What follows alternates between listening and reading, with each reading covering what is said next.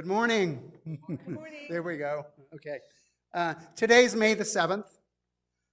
This is the Budget and Finance Committee meeting for the Recreation Centers of Sun City West. My name is Dick Rhodes. I'm the chairman of the Budget and Finance Committee, and I'm going to call the meeting to order at 9 a.m. If you can stand, please stand and we'll pledge allegiance to the flag.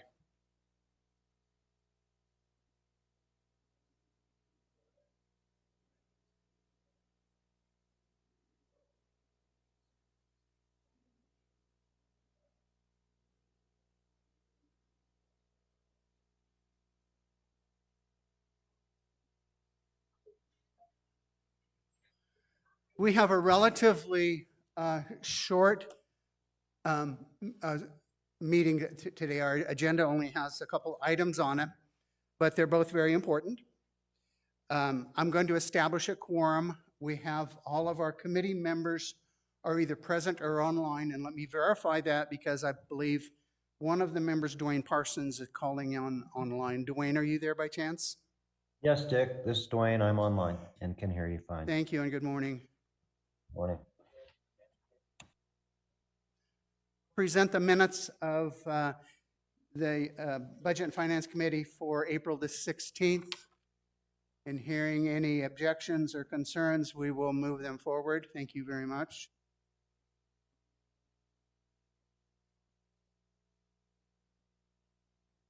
Our very first presentation this morning, our speakers is going to be from Brown & Brown Property and Casualty Review.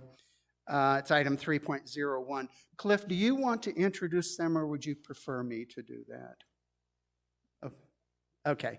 So this is Mr. John Newsom from Brown & Brown, and his colleague is with him, and I'm sorry, would you tell me your name again?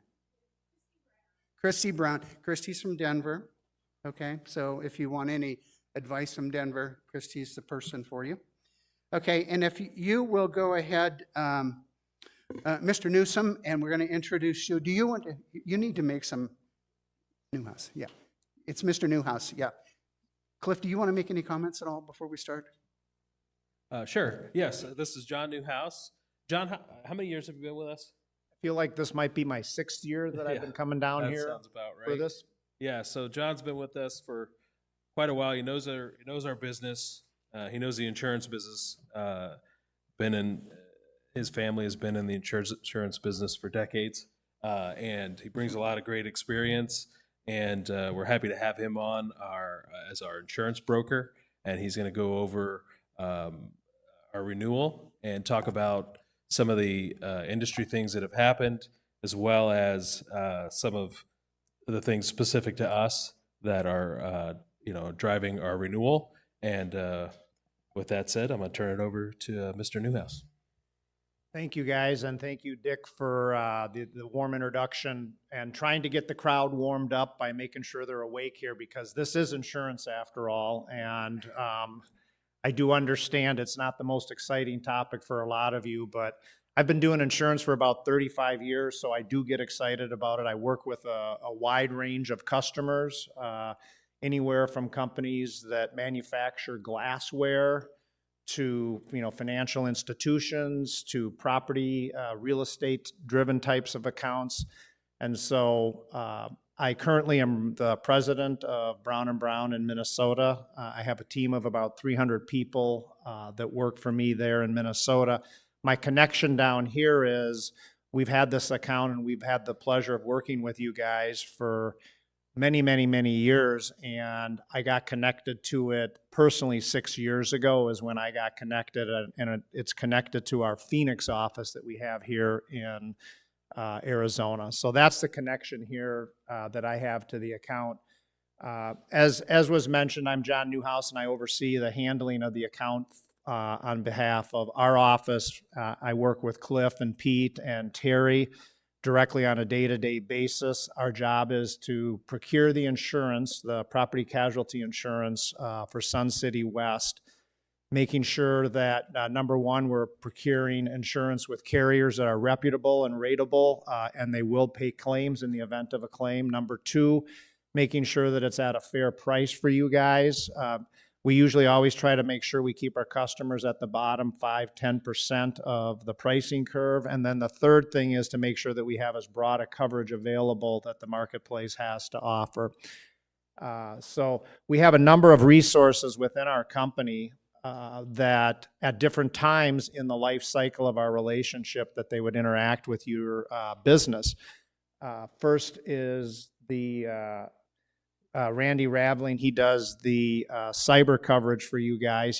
The cyber is a very specialized placement, and so we feel like you need to have a specialized skill set, and so Randy works all day, every day in the cyber arena. Scott Stentz, his group works exclusively on the executive risk coverages, so that's your D&O, employment practices, crime, fiduciary coverage. Tom Geltz would focus on any safety needs that you have. We get a lot of resources from your insurance company that you partner with, Philadelphia, on a big chunk of it, that do a lot of the safety work, but there's times where we want to bring in an outside person that's really strictly looking at things from the perspective of you guys, and at times we need to have somebody that can challenge that which the insurance company is saying we need to do. So Tom Geltz brings that resource. Stuart Turner's an attorney that works for us, and he's involved in the claims. So when we do have bigger, complex claims, there's times where our customers need us to be advocates for them because the insurance company may come out and say, no, I don't want to pay that claim. And Stuart's job would be to advocate on behalf of our clients to convince the insurance company that, yes, you should pay the claim or pay more or see it from a different perspective and stuff. So he works in there.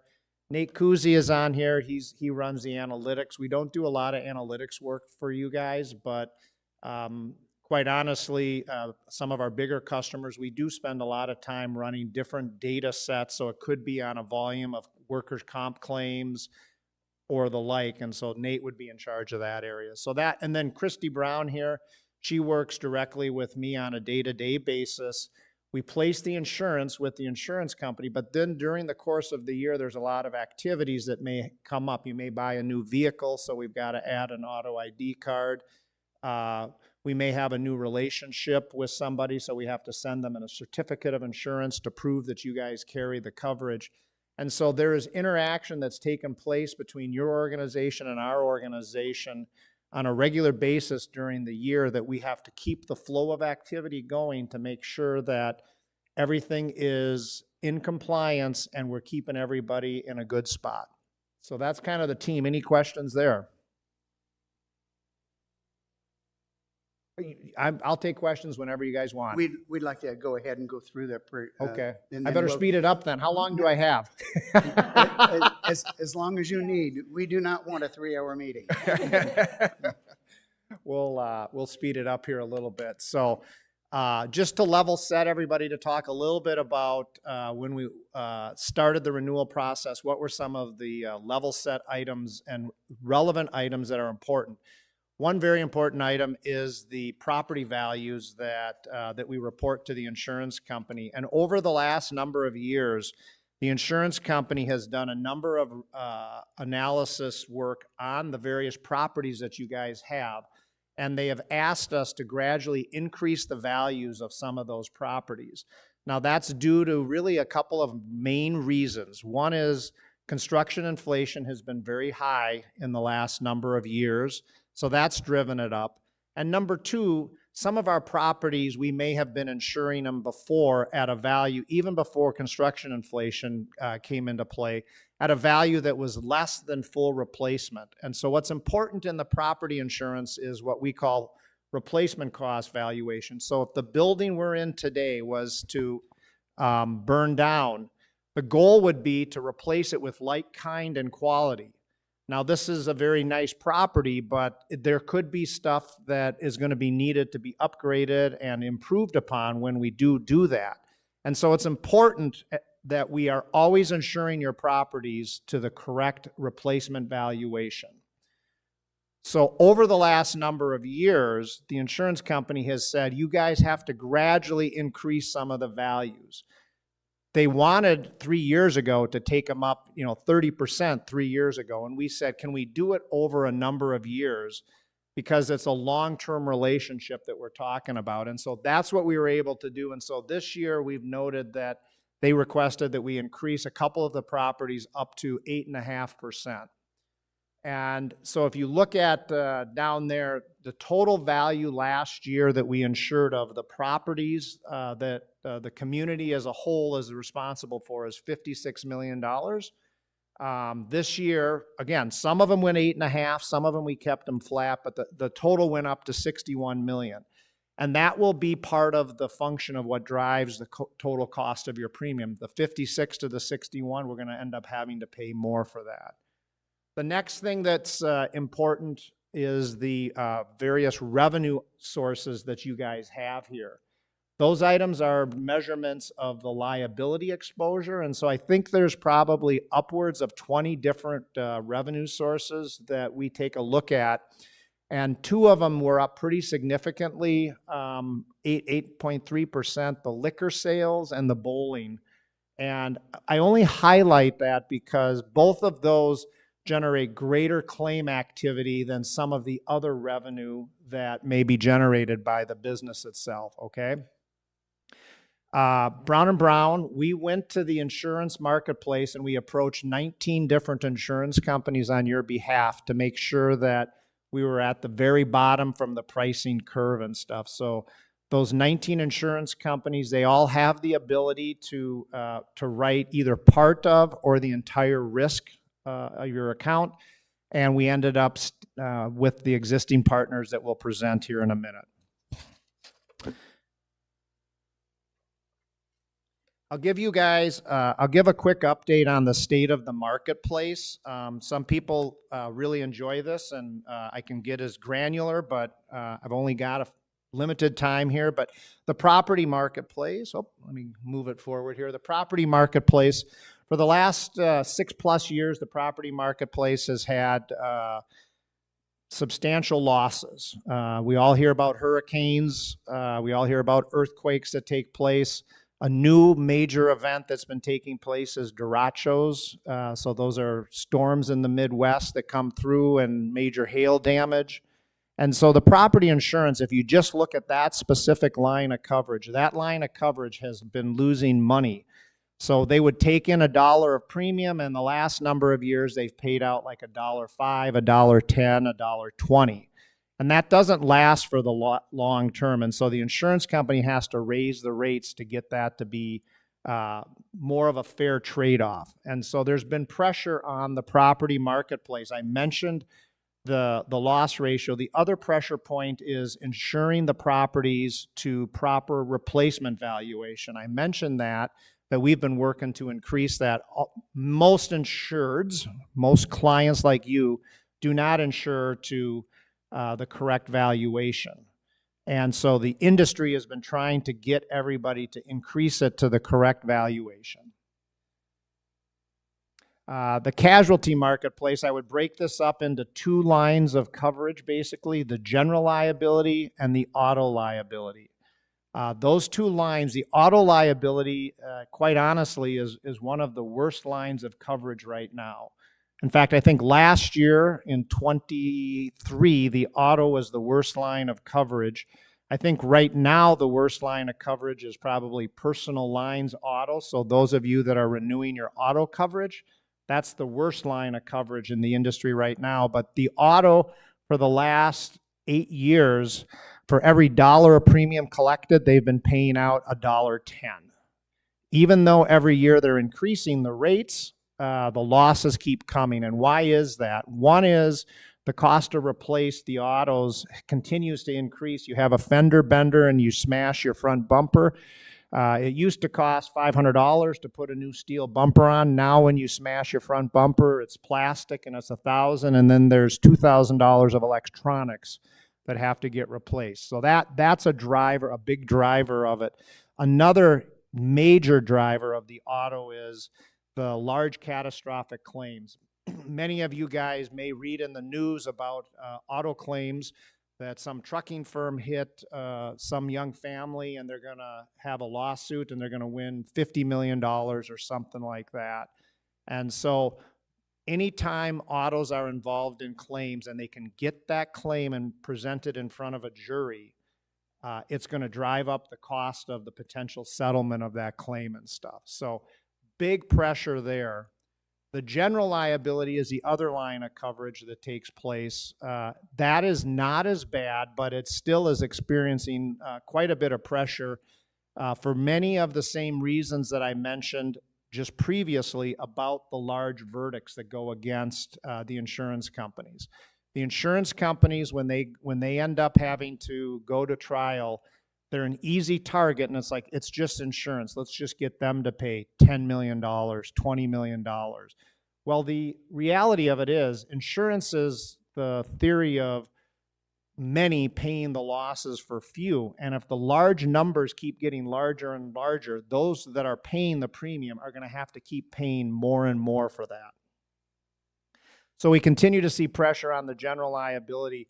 We don't do really anything with surety for you guys. Surety is bonds. So if you're doing construction, sometimes our clients have bonds that they got to provide to the city to show that they'll pay their gas bill or the like. Executive liability. So this is the D&O coverage that we have for you guys. D&O, fiduciary crime. That line of coverage has actually been doing a little bit better in the last few years. And better means the rate of increase is not as great, and or some clients were actually seeing reductions. You're basically viewed as a private company. The greatest risk for executive liability are for those businesses that are publicly traded, and the claims that they would get would be from shareholders. The types of executive risk claims that we see and would expect from your type of organization would largely be around employment practices, wrongful termination, harassment, or discrimination. Cyber risk, it's the hottest topic right now for most of our clients. I'm sure all of you guys have iPhones and computers, and you're always worried about getting hacked. That is what this coverage is designed to have. I have a full-time attorney on staff, and his job is to work with my clients when they have a cyber claim. We are seeing on average out of my office, at least one client every week is getting a new cyber incident that would come in. The dollar amounts involved in cyber claims are massive. Some of the biggest dollars would really involve the trying to identify who the hacker was, and then the notification, and then the recovery of the claim. Certainly we would get involved in paying the bad actor if in fact that was needed. But everybody's doing lots of backups and stuff, but I'm up in Minnesota, and some of you may have heard of a company called United Healthcare up there. United Healthcare, big healthcare organization up in Minnesota, they had a cyber hack, and they're talking about that hack costing them upwards of over $200 million, and it's only been about 3 months since that incident happened and stuff.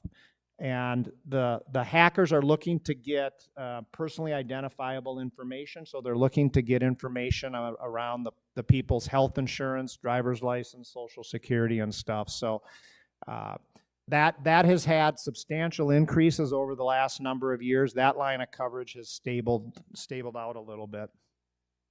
Multinational, we work with many customers that have international exposure. So I mentioned earlier that we approach 19 different insurance companies on your behalf.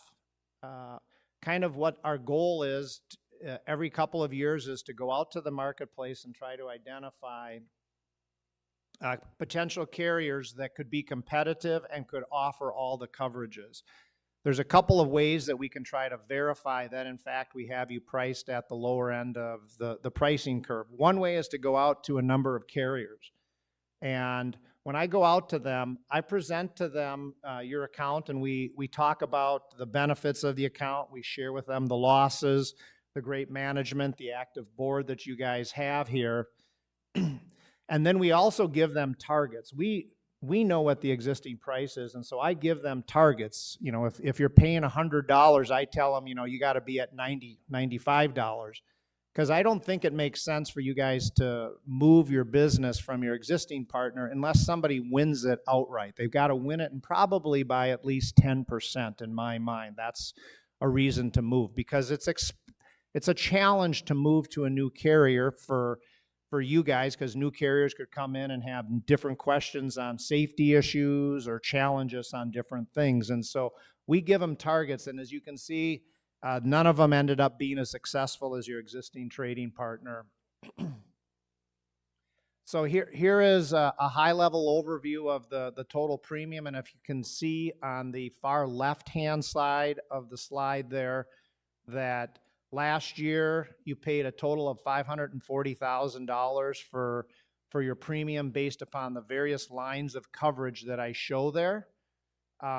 We have in the middle there what we call a benchmark. And so as I mentioned, property values go up, sales revenue go up.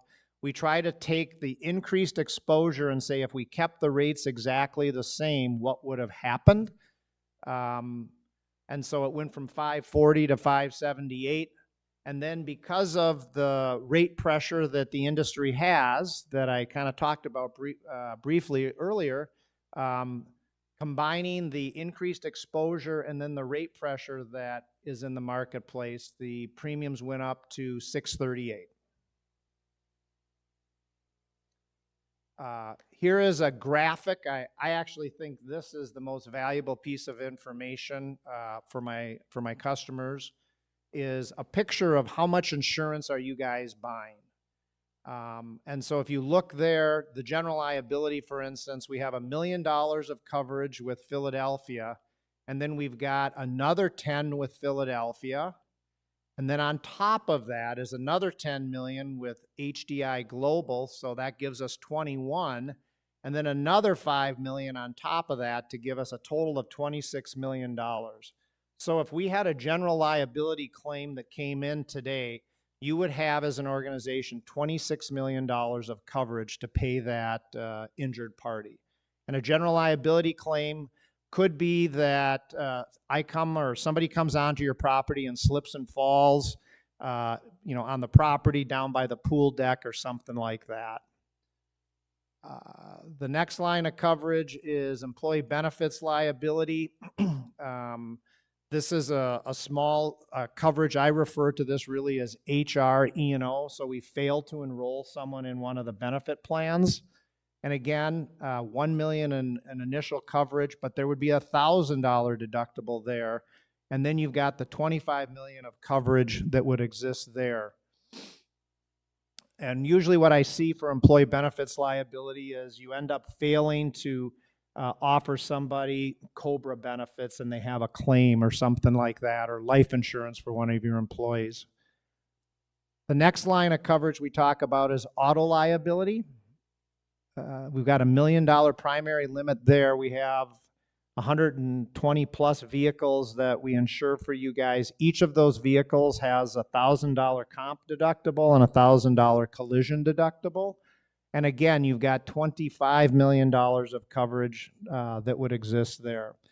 And for instance, we did have an auto claim last year, and that claim, I think we just ended up paying out on that auto claim $150,000 on that auto claim on your behalf last year. We have liquor liability. You guys serve alcohol at a number of facilities and events. We have $1 million of coverage for that, and then $25 million of coverage there. Next, we've got the property coverage. There we've got a $10,000 deductible. Last year, we did have a $500 deductible on the property, or $5,000, excuse me. Thank you. And we increased it to $10,000 this year. And why did we do that? Because we were trying to identify opportunities to save monies for you guys. You guys are a big organization that, quite honestly, we don't want to get involved in trading dollars with the insurance company. We'd rather have you guys assume some risk, and assuming you have adequate capital and reserve to be able to pay it. We had 2 property claims last year, both boiler claims. One, I think, was in April of last year of 23, was about 40-some thousand, and a second one in June of 23 that was about $60,000 on that one. Inland Marine, this is the golf carts and ATVs that are mobile, moving around. They're not licensed for road use. We've got coverage for those. I mentioned cyber coverage. We got $2 million of cyber coverage with a $10,000 deductible on that. Pollution liability, you guys have golf courses and we're using chemicals on the golf courses. And so there's some environmental concerns potentially there. And so we buy $2 million in coverage there. Fiduciary and crime, $2 million. And then we have a few small fiduciary bonds for you guys there. This is a 5-year summary of the premiums and the losses that has taken place. So over the last 5 years, you guys have paid in just under $1.5 million in premium, and you've had losses of $270,000. A big chunk of those losses, 260 of the 270, came last year from the claims that I just highlighted there, and then we just note down there the loss ratio over those 5-year period and stuff, okay? So I think that's the high-level overview. I would certainly welcome any questions that people may have. Thank you. I'll actually, we're going to open it up to questions from the committee, but I'll start with one, okay? You talked about the market summary and going out to multiple insurance companies. I noticed that you only got one response. Now, at least on your chart, there was one response. Yep. So it does concern me a bit, and maybe it's my own paranoia here, but the reason why you had on the chart is that the companies were getting out of the 55 plus business. Are we looking at a point in the future where we're going to have difficulty getting insurance for communities such as ours? There is not an unlimited number of carriers that want to write communities like you guys. It is a limited marketplace. When we showed on there that no response, it was that they did not want to offer a quote at the target pricing that we had. The challenge, I think, is there is a limited number of carriers that want to write the varied exposures that you guys have, from all the unique property structures that you have, to the golf courses, to the community centers, to bowling alleys, to swimming pools. If you break it up, there is certainly carriers that want to write, this property, and that would be another way for us to potentially go to the marketplace, is to just say one carrier, just you look at the property. But then we'd lose some of our pricing discount opportunities that would exist. But the wide exposures that you guys have, quite honestly, there is only 3 to 5 carriers that want to write it in totality. And we are always testing the marketplace to identify, is there somebody new that's coming into the marketplace that would be interested in writing this type of an account? And so that's one of the reasons we're active in the marketplace. Does that kind of answer your questions, Dick? Yes, thank you. I'm going to open it up to the committee. Committee Member Kellis. Thank you.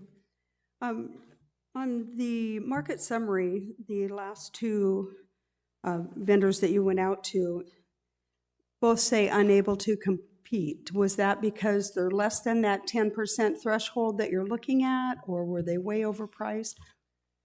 Yep. So a company like Zurich could write this whole account. But if I gave them the price of $100, which is what you were paying last year, and they said I'd do it at $130, I don't think that makes sense to get a quote from them. Now, we certainly can do that if you guys would like to see them actually quote, But again, I don't want people to waste time to put a formal quote together if they can't be competitive on price, because I'm not convinced, there's very few of my clients that'll pay more premium to go with an insurance, to change insurance companies. Dr. Miller? So on your slide where you had all the coverages, the boxes, the cyber liability carrier, you have a $10,000 deductible, and then it says 10 hours waiting. Yep. What does that mean? Yeah, great question, and good identification of that. So what happens on a cyber claim is if your business gets shut down and you're unable to conduct business for the first 10 hours, think of that, and that business that you would be generating revenue from that. Maybe in your example, we can't book tee times at the golf course and we would generate revenue from that. That would be a deductible that would exist, that we're not going to pay for the first 10 hours of lost revenue that would happen when, because what ends up happening in a lot of cyber claims is you actually get back up and running in relatively short order so you can continue on with your revenue generation. So it's the loss of potential revenue. The $10,000 deductible, think of that as now that's going to be to pay to get new computers or to pay the hacker. So a follow-on question to Cliff is, have you done an estimate about what a 10-hour waiting period would actually cost us? It's not a very big exposure for us. I guess if you combined all of the golf courses, I haven't really looked at that, but it's not a big exposure. Most of our revenue comes from golf and membership, so we could still book tee times even if we were down, collect cash. We could book those manually, and then membership revenue is yeah. So it's not a huge exposure. The 10 hours. And quite honestly, that's why the deductible is so low. Is the underwriters and us, we don't see a large exposure. Most of my clients would have, 5 days, 7-day exposure waiting period. Yours is very low because we don't think we'd really ever lose much. Mr. Bosack? Thanks, John. Well done, as always. A number of different questions. On the first page where you give us your client update, you mentioned sales increases in a couple specific activities of over 8%, 8.3%. How does that fit in with our overall revenue? Fiscal year 2022-23 was up less than 1%, 0.8% exactly. Yep. How does that ferret into that particular item? Yeah, so as I mentioned, there's probably about 20 different line items of revenue sources that we get from you guys comparing year over year. And some of them are pretty innocuous exposures, and some of them have potential large risk at them. And the reason I specifically called out liquor sales and bowling is those, in relationship to many of the others, it's a bigger increase, and there's actually individual rates for liquor compared to the bowling, compared to the concert series, compared to golf. And liquor and bowling would be some of the higher rates that you guys pay. So that's why I called those two out. So is the answer to the question then overall revenue isn't really a consideration? No, overall revenue is absolutely a consideration, but it's all 20 of them aggregated. Those two are higher risk ones, and we just felt to call those out. Okay. The last page you gave us the comparative loss ratio for us is 17%. How does that compare to similar communities, similar organizations that you deal with? I think the loss profile that we show there is you've been great for 4 years, and this year you're at 290%. I would say that it's pretty typical, anywhere from, depending on the cycle of it, over a 5-year period, we would usually see people running 15 to 30, 40% probably. Mm-hmm. You mentioned the $150,000 auto claim and then the 2 boiler incidents. I'm not sure how much of that you can divulge, if that's the right word, but is there anything to be learned from either of those, something that we didn't do or something that we could have eliminated those from happening, or is it just one of those things that happen? The two property claims were two electric lines underground that were compromised, I think 8 years ago when we did some landscaping in the front. When we re-landscaped, we damaged a piece of conduit, and then when we had the water main break out front, it seeped into that, and we ended up frying two of our electric lines because of that. So that was those claims. The auto liability was one of our employees was in one of our vehicles and hit a member on their golf cart in a parking lot. Yes, in that case, absolutely. The other one was just kind of a fluke thing. Yep.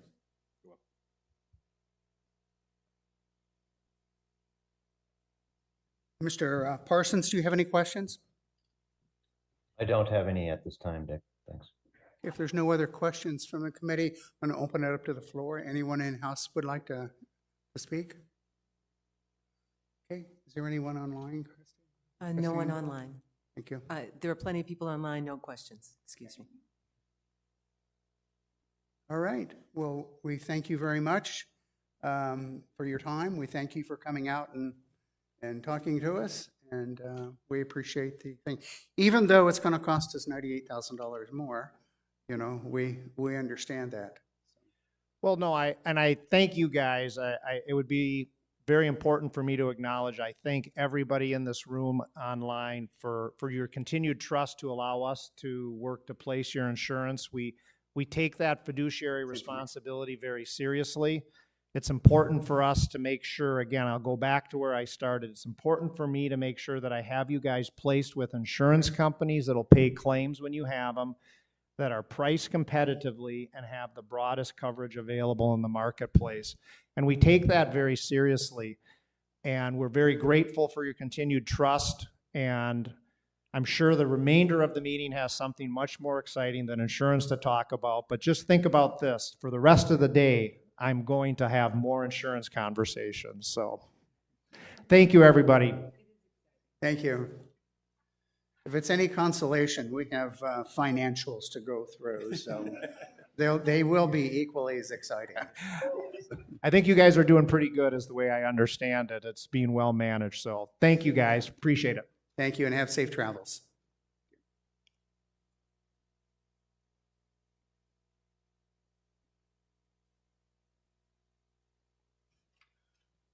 The next item on our agenda is item number 3.02. Mr. Swan is going to talk about the March 2024 financials. Thank you, Director Rhodes. Good morning, everyone.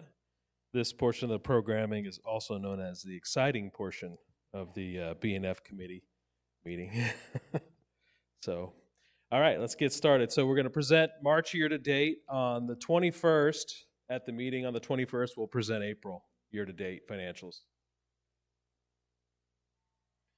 So just a quick review of what we're going to talk about here today. You know, we're going to take a look at the financial results for the month of March, compare those to the revenues and expenses compared to budget, and then compared to prior year.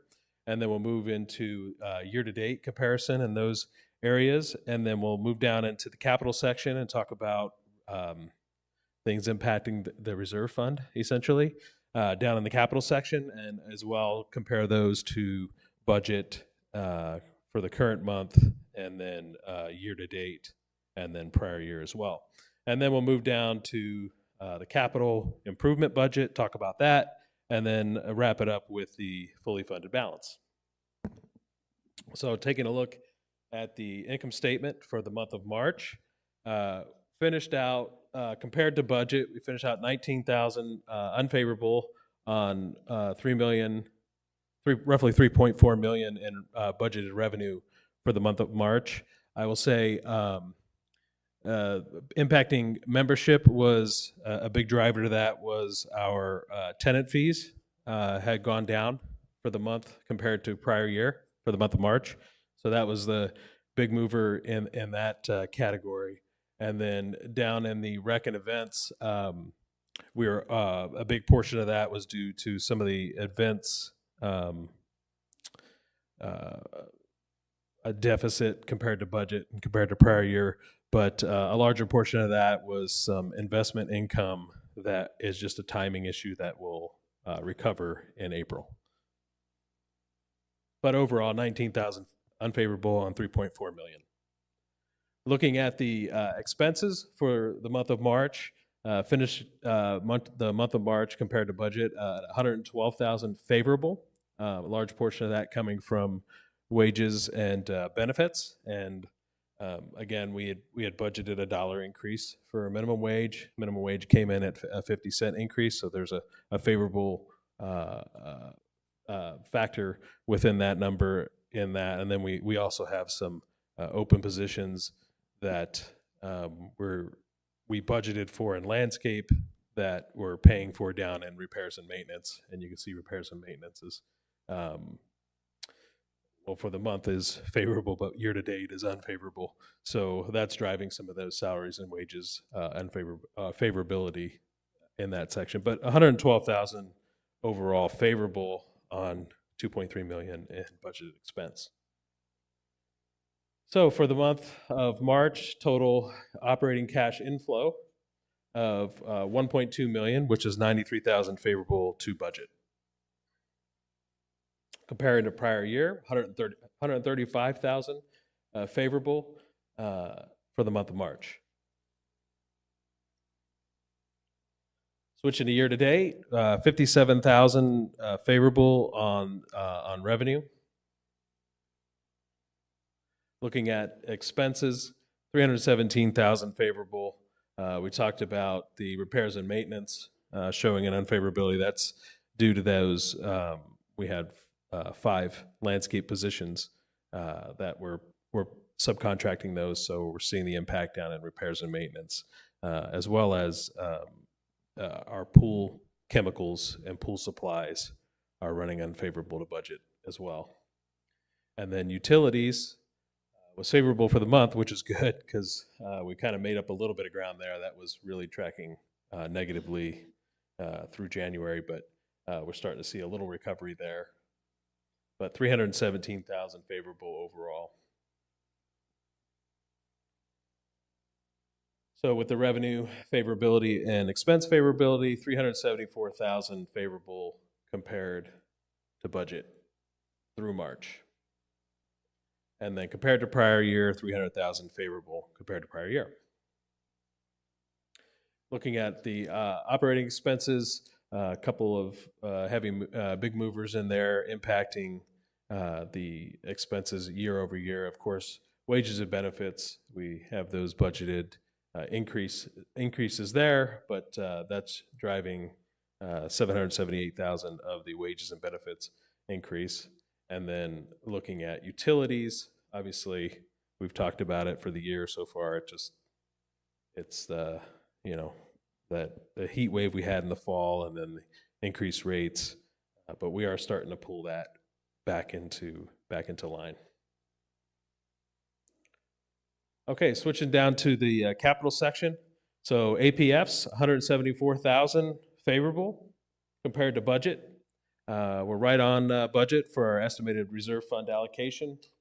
And then we had made up almost all of our unrealized loss from the prior month, and at 214,000 favorable in the unrealized gain for the month of March.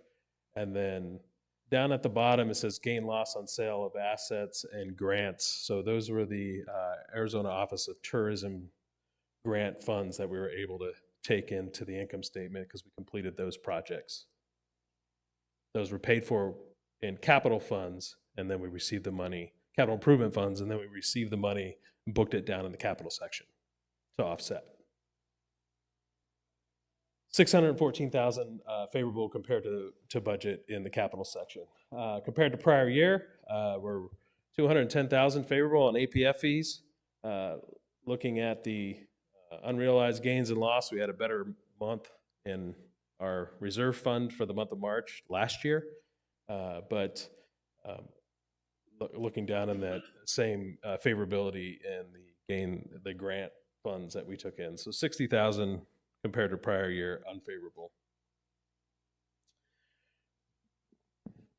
But looking year to date, 586,000 favorable on APF fees, which is, it's just great because again, those funds just go right into the reserve fund, and that's a great thing. And then taking a look at our investment income, 289,000 favorable compared to prior year in investment income, and realized and unrealized gains and losses of about 550 favorable, and 301,000. Again, those Arizona Office of Tourism funds go right into our reserve fund to offset capital improvement. So overall, 1.8 million favorable compared to budget year to date. Very exciting. Wait till you see the reserve FFB slide. It's all green. So taking a look at compared to prior year, up almost 900,000 in APF fees compared to prior year. Investment income, again, 269,000 favorable.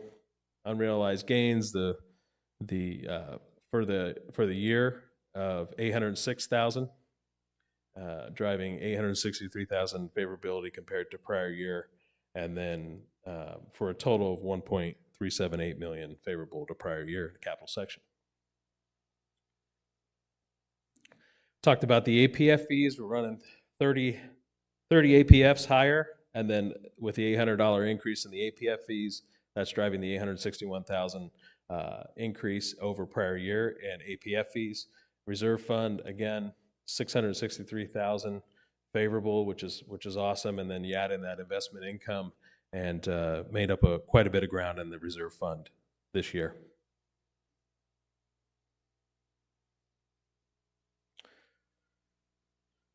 So looking at the overall revenues over under expenses, 2.2 million favorable compared to budget at a little over almost 3.1 million for the year.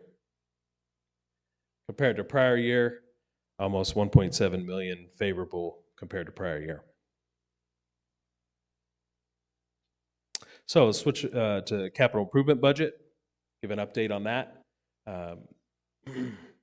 So we had a capital improvement budget of $5,460,000, and we're projected to come in about $524,000 under that. So again, those unspent funds stay in the reserve fund. So those bolster the reserve fund for us.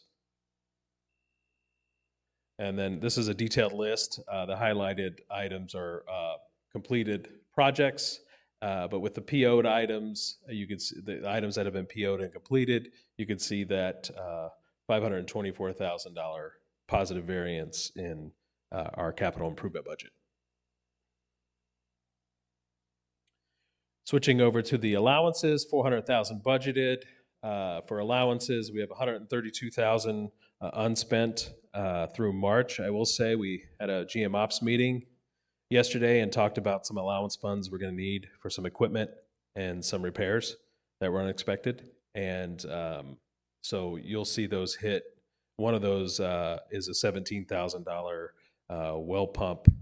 Piece of our well pump went cracked, and we had to repair that. That was $17,000. So you'll see that hit next month in the reserve, and then you'll see the other pieces of pool equipment and floor cleaners hit in May.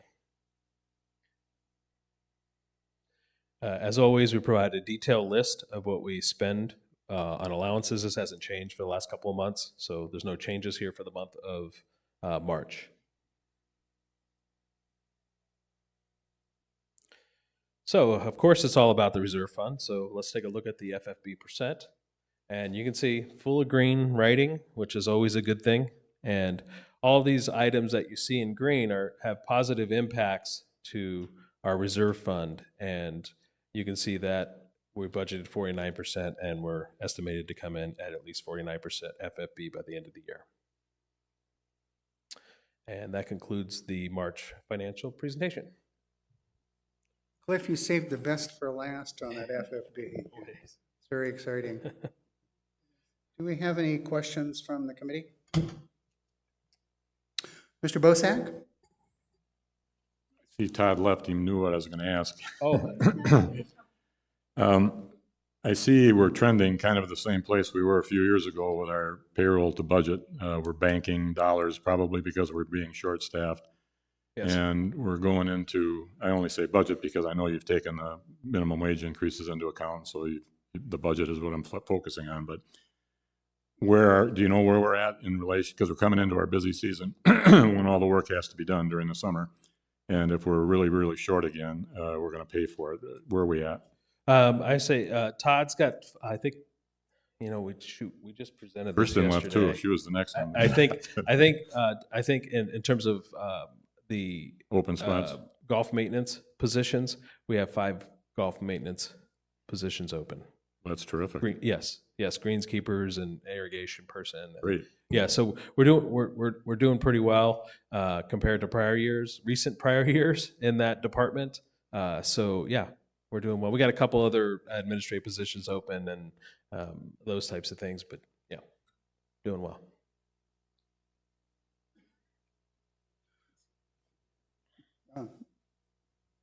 Director Novello? Thank you, Chairman Rhodes. I just wanted to call you out, Cliff, you and your staff, for the transparency and for all obviously it's all positive, and it's good news that you're presenting. It's always fun to present that, I know, but you're equally transparent on the reds as well as the greens, the downs as well as the ups. For anybody who might be joining us for the first time, the things that you're noting as always, these are things that the committee and the community have asked you to include, and you've readily had that information available. I just wanted to thank you again for making everything clear. Today, these months, it's a good story, but you stand here with the same transparency even when it's not, so thanks for that. You're welcome. Mr. Parsons, do you have a question at all?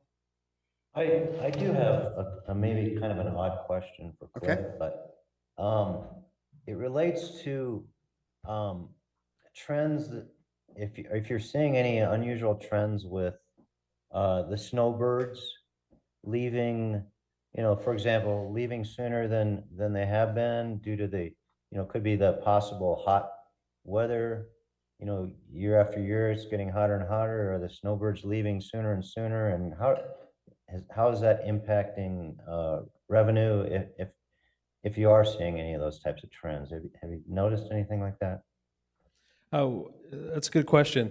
So we do of course budget for this. We're very cyclical here. So April will be probably the last month in the black for us operationally. Last May, I believe we lost about 50,000.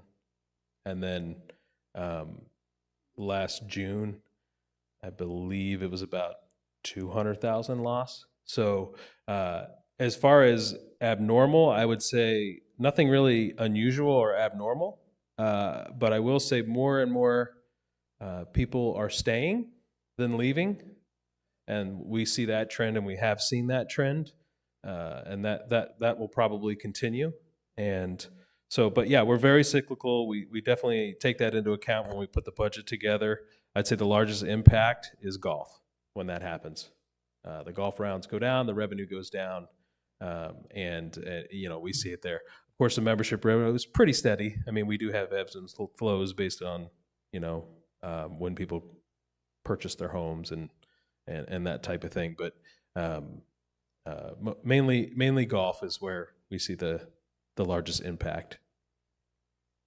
Okay, yeah, and I assume you take into account any of those types of trends in your future budgets for the coming year. Yeah. Okay, thanks. You're welcome. Any other questions from the committee? I'd like to open it to the floor. Anyone in the room that would like to ask a question? Do we have anyone online that has a question? No questions online. Okay, very good. All right, Cliff, thank you very much. As usual, as Christine said, you're very, very good and very thorough. Thank you.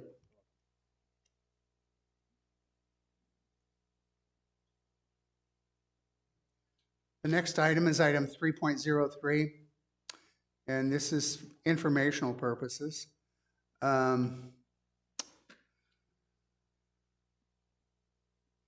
We have presented the 24-25 budget has been presented on multiple occasions, and we have discussed it and had finalized a recommendation to the governing board from the Budget and Finance Committee that will be presented, and we'll discuss it at the next workshop, which is the 17th of the month, I believe. And then that recommendation will go forward to the formal governing board for the voting on the 23rd of May. I'm not sure what we can say about the budget.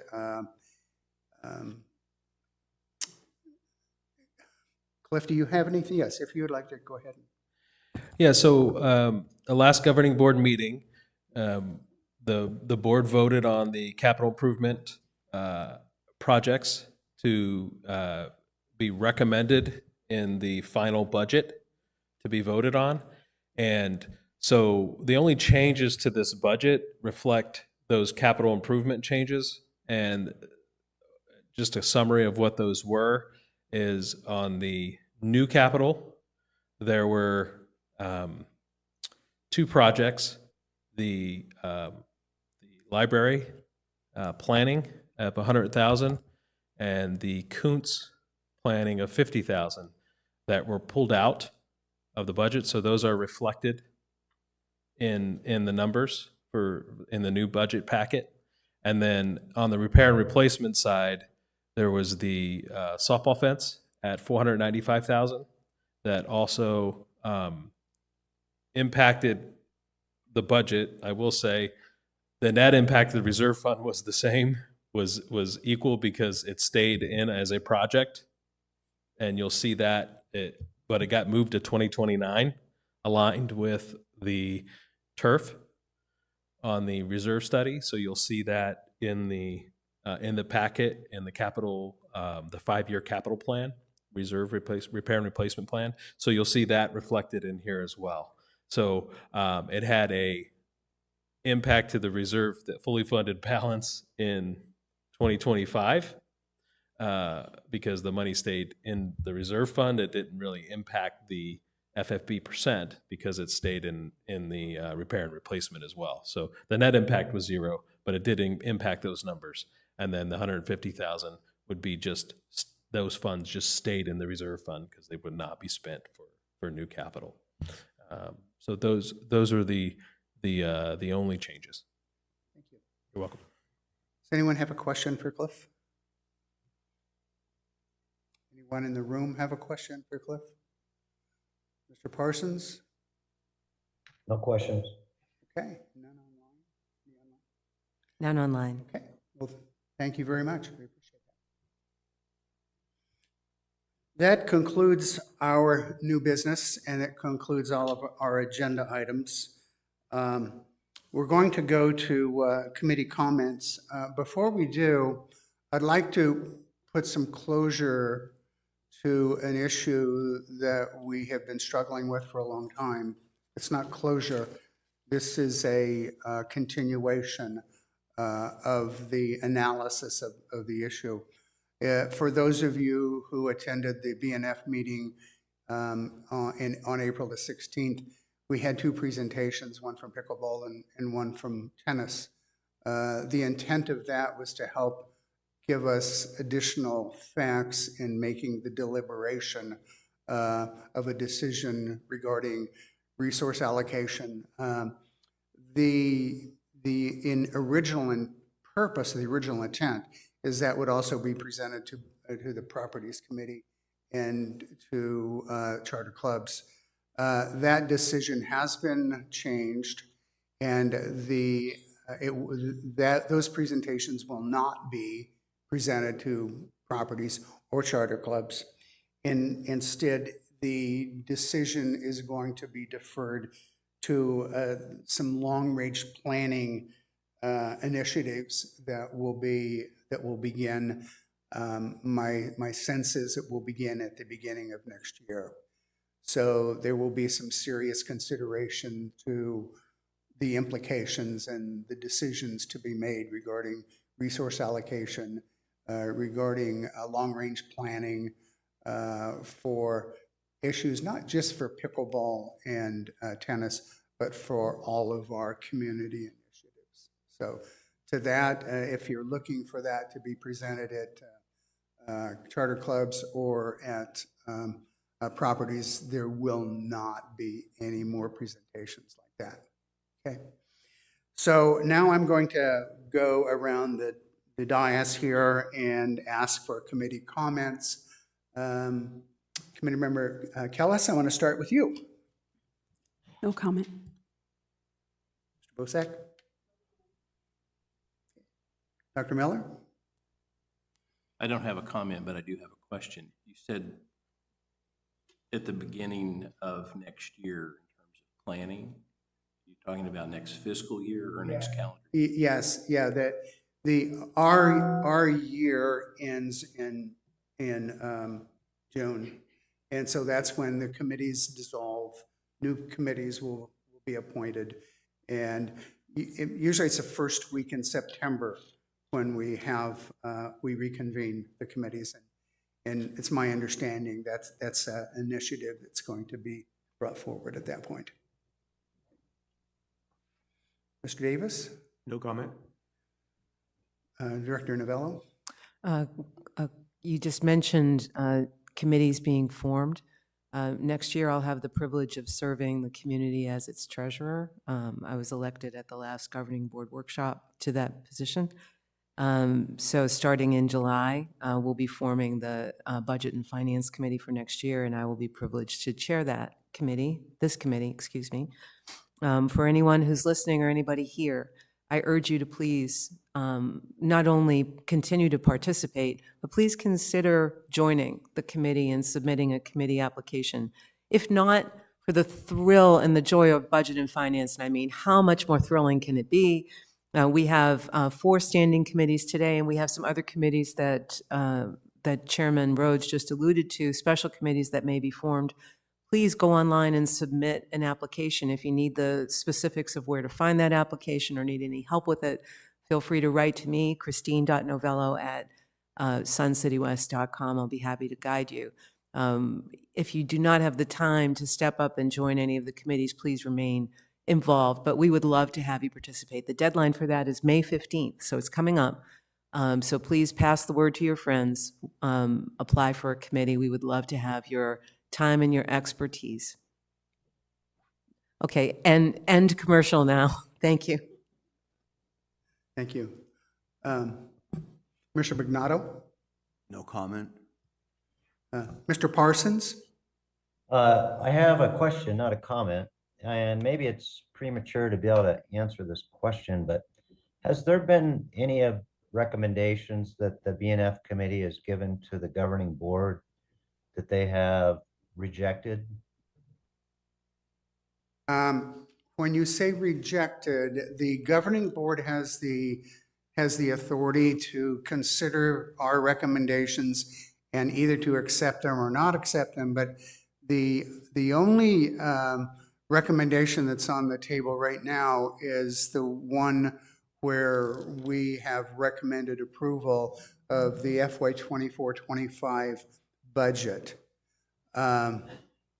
There has been some discussion over that, but I'm not sure how to answer that other than the governing board does have the authority and has the responsibility to consider our recommendations and to either modify them or do whatever they wish with them. So I think historically we could probably go back and find where they've accepted and they've changed or modified or rejected recommendations. But right now, the only thing that's on the table is the recommendation that we made at the April 16th meeting to accept the proposed FY24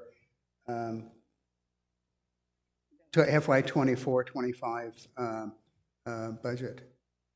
Okay, so we won't know if they've uh, added to or pulled out any of the things that we recommended in that budget until they approve It's, it. it's a work in progress. Yeah, It's a work in progress, so we can't really take it out of context. The time to ask that question will be after the meeting on May the 23rd has been adjourned, when the final action will be taken on the FY24-25 budget. okay, yeah, thank you for clarifying. Okay, already? Mr. Bosak? I have a question. Do we no longer have to have a consensus from this committee that we're forwarding the March financial report for approval to the governing board? We do away do, with yeah, that? and I appreciate you reminding me of that. Okay. So, Better go back and do February too, because I don't remember that we did that. We'll go back, and we did review the February and the March financials. So we want to move those forward, and it's really for filing. So all we're doing is we're certifying that we have reviewed them and that we've accepted them. So I will ask for consensus on that. Any opposed? Okay, so we will mark those as being forward for filing. Thank you. That will be the February and the March. Okay, and we'll be waiting for the next BNF meeting on the 21st, where we'll review the April. The final comment that I have is I want to congratulate Christine Novello. She is an excellent choice for chairman of the Budget and Finance Committee. I've had the privilege to work with her for 2 years, once before she joined the governing board, and this last year as her year on the governing board. And I'm confident and positive that she will do a wonderful job. So congratulations. Thank you. Thank you, Chairman Rhodes. And thank you for encouraging me to serve on the governing board as well. So I'm going to open this up to the floor. Are there any comments from anyone in the room? Okay, Christine, do we have any comments from anyone online? We do, yes. There are several that would be in the context of a 2-minute time block, but I'm going to read the comments one at a time. They're all from Gary Bach, 135435. There appear to be 2 parts to the budget: capital, which covers R&R and new projects, and operations, which covers salaries and benefits. So how much of dues go to R&R and new projects? Cliff, I think it'd be very opportune for you to talk about the allocation. That's a great question. So policy states that our reserve fund is for the repair and replacement for our existing capital items as well as new capital projects. Policy also states that our reserve fund should be at least 40% of the fully funded balance, or the fully funded the fully funded value of those assets. So those are the 2 policies we operate off of when it comes to the reserve fund and the repair and replacement. Now, we recently this year started an initiative, and we actually policyized it, where we said we would report the estimated reserve fund allocation monthly. And what we do is we budget an excess in operating, and whatever that excess is, we back that out of our membership revenue and hold that down in the capital section as a reserve fund injection. Policy states that any excess from operations goes into the reserve fund. Now, those get added to the reserve fund, but the reserve fund is what funds the repair and replacement. So also in that reserve fund are our APF fees and any capital gains in our investment account. So those are the 2 major movers down in the capital section. So it works out in this budget that we're taking 7.5% of our member dues revenue and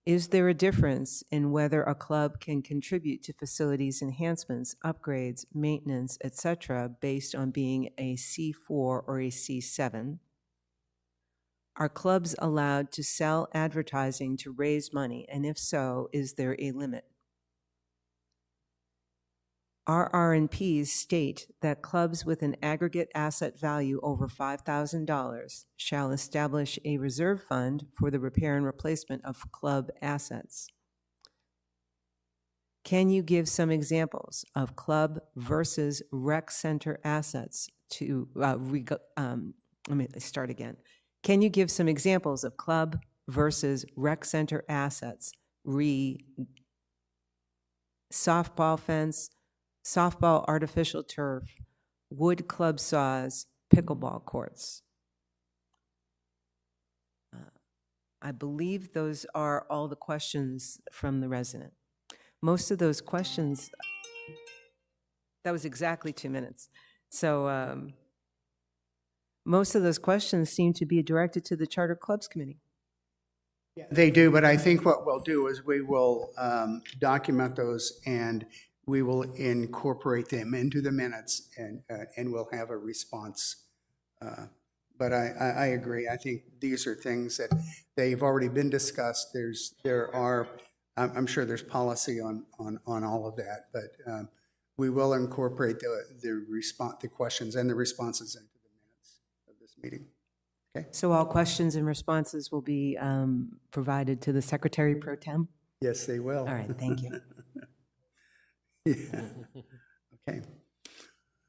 So with that, we're going to conclude the meeting. The next Budget and Finance Committee meeting will be on May the 21st. It will be here in the lecture hall at 9 a.m. It is 10:16, and I adjourn the meeting.